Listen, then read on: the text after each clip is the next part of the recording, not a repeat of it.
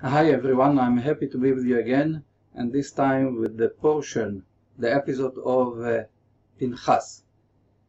We know that every Shabbat is a unique Shabbat, but there is a better Shabbat than another. What we are talking about, what really is happening on Shabbat morning when we read the Torah. So I would like to give an introduction to that. This is speaking about Mount Sinai. The time that we had the revelation on Mount Sinai. In that time, the all-encompassing energy, everything was revealed. It was complete. It was whole.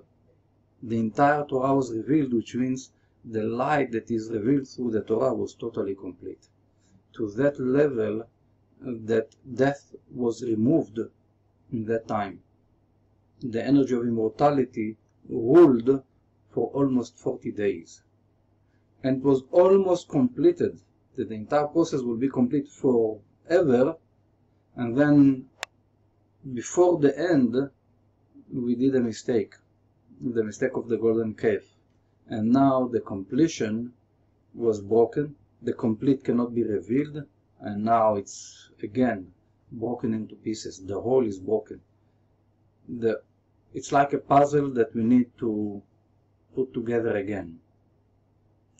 Now the difference between before Mount Sinai and after, that Mount Sinai took place and the completion was revealed in our reality. Because we made a mistake, we disconnected ourselves from that. But God gave us a tool through which we can connect at least to part of that energy every week. So every Shabbat, when we read the Torah, we are connecting to part of that energy. The Torah is the channel through which we can receive it. The light that was revealed on Mount Sinai was the light of life. We felt we get to the level of immortality, so it's energy of life. So every Shabbat, that energy of life is being given. This is why it's also energy that can heal and cure, if this is the soul or the body, if we tap into that channel properly. So therefore, the reading of the Torah on Shabbat is very, very powerful and unique. And I would like to explain it a little bit further. On Mount Sinai we came ready to receive that light, because the vessel needs to be ready to receive the light. Which means, if I have a cup of water, but instead of water I have Coke over here, now I cannot receive water in the same place. If I want something clean like water, I need to take out the Coke and to put the water in, to wash the cup and to put the water in. Our vessel needs to be clean and ready for the light of the Torah. So if I'm coming with a dirty vessel into Shabbat morning to receive the light of the Torah, my vessel will be able to receive a little bit of that light according to how clean my vessel is. Or if I will receive light, it will get dirty from the dirt that I will have inside. So therefore Mount Sinai episode took place after that the people of Israel have been through process of cleansing of 210 years in the exile of Egypt. And then through the miracles of the plagues, the people of Israel got purified as well, because they changed their consciousness. And the people that went out from Egypt into the desert went through 49 days of spiritual preparation for the Torah. So therefore, when we are coming to the Torah, with which type of preparation we are coming to Shabbat morning? Just that I'm entering my car and driving to the synagogue to read the Torah, or I'm walking to the synagogue because I'm a Shomer Shabbat, I'm walking to the synagogue and coming to the reading of the Torah, or I'm doing a spiritual preparation. Do I believe in it? Do I desire it? Do I have a yearning for that type of light? A huge desire. Do I have the awe of God? Do I have the awe to the channel that God gave us? And as well, on Mount Sinai, the process that took place is that we were totally respectful for what took place. And to be able to receive that light, we did not speak when revelation took on Mount Sinai. The Book of Splendor, the Zohar, is making a parallel, is comparing the reading on Shabbat morning with the Torah to Mount Sinai.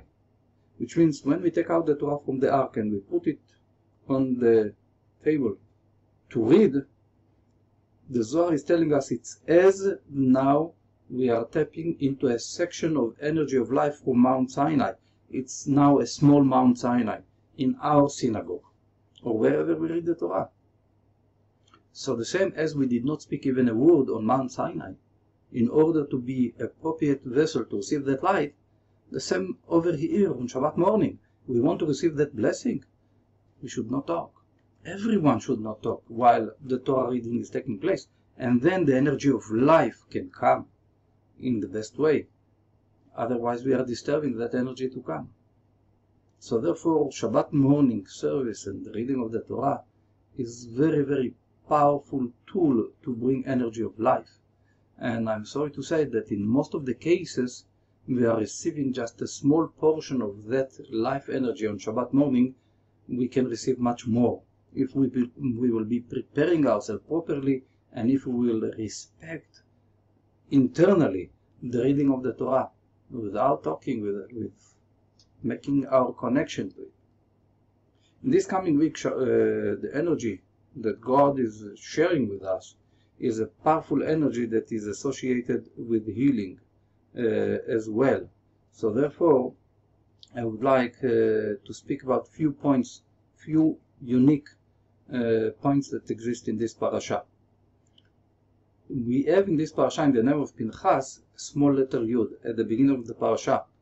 When it's mentioning the name of Pinchas, they added the letter Yud to his name. This letter Yud, according to the Zohar in the Book of Splendor, is helping to remove at root level negative energy. At the head level, to remove negative energy. It says, as there is in circumcision, removing skin that encompass inside of it energy of negativity, the same there is like a spiritual foreskin at the head, or la, that is on the top level. And with that letter Yud, it's like a spiritual knife that removes negativity at the seed level.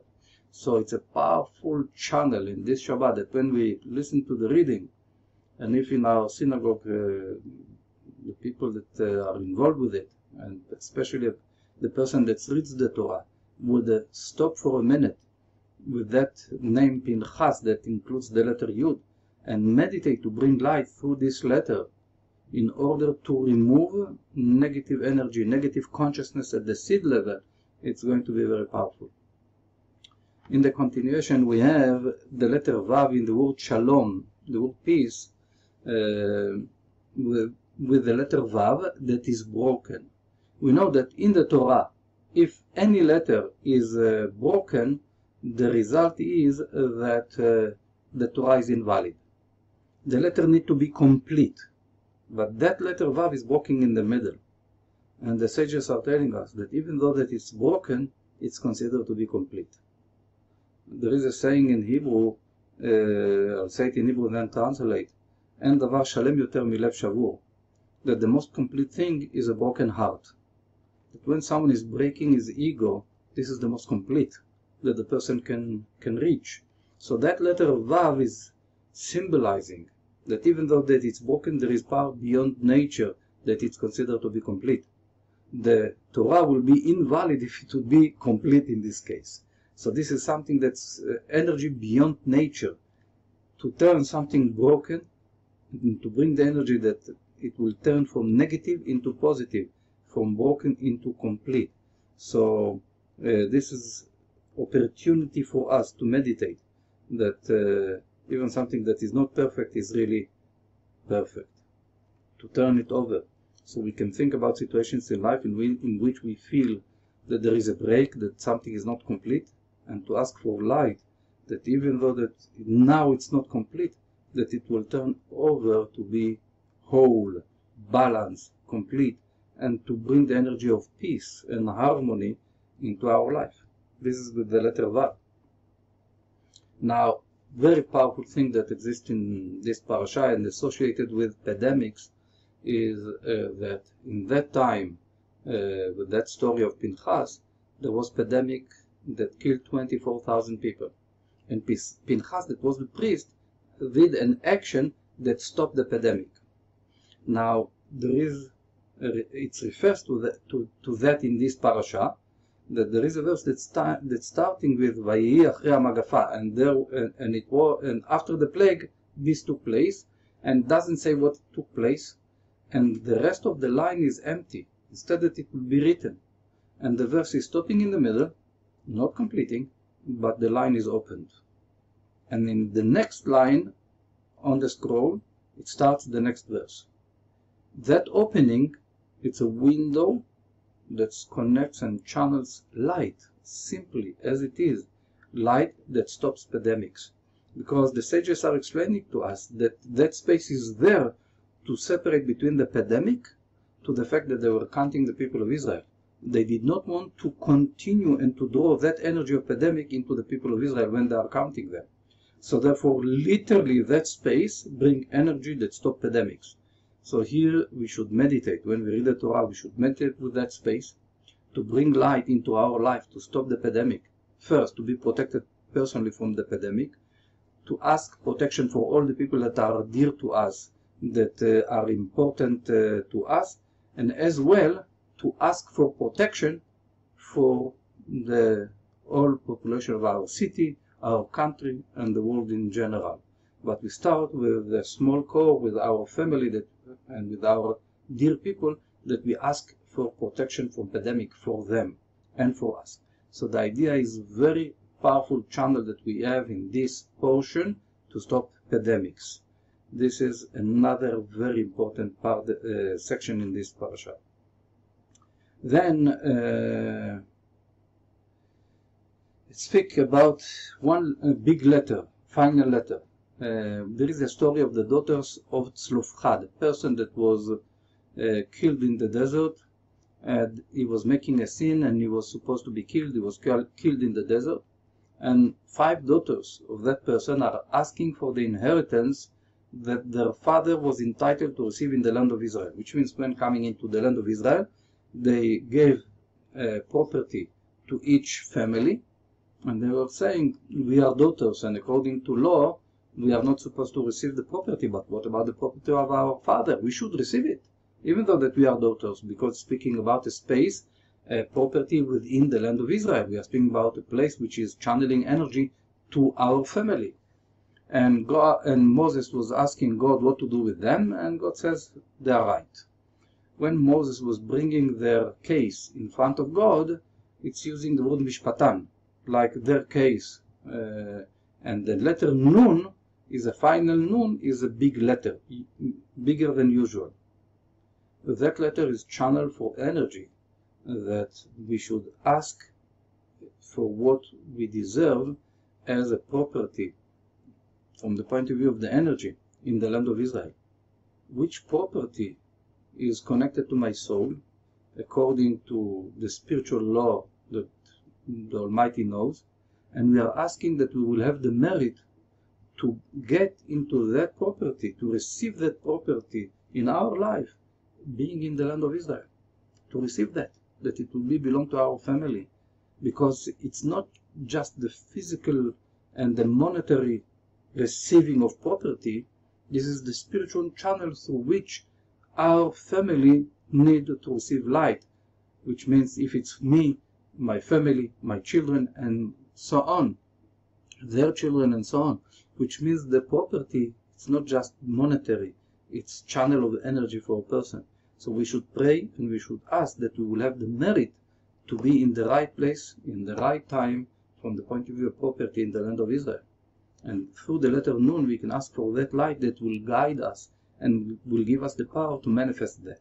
As the daughters of Tzlofchad were asking and received, and they were answered in a positive answer. So this is with the big letter Nun. After that, we have the holidays. We know that in every holiday, according to the Jewish customs, there was a special sacrifice that was brought in the temple for that holiday, additional sacrifice.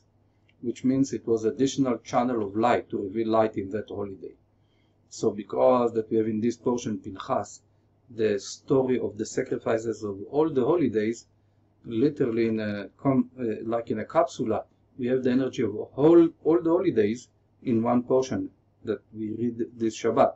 We can tap into the energy of Rosh Hashanah, Yom Kippur, Sukkot, Pesach, Passover, Shavuot, all the holidays. We can connect to them within this parasha.